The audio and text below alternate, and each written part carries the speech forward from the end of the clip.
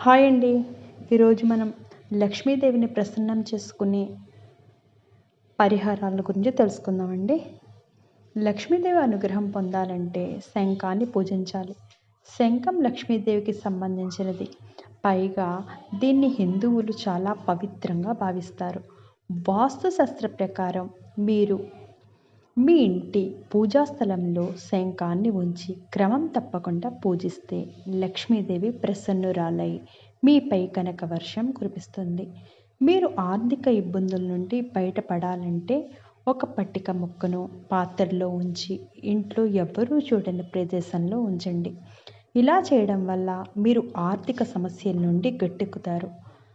మీరు లక్ష్మీదేవిని ప్రసన్నం చేసుకోవాలంటే ఉదయాన్నే మీ ఇంటి తలుపులు మరియు కిటికీలను తెరవాలి.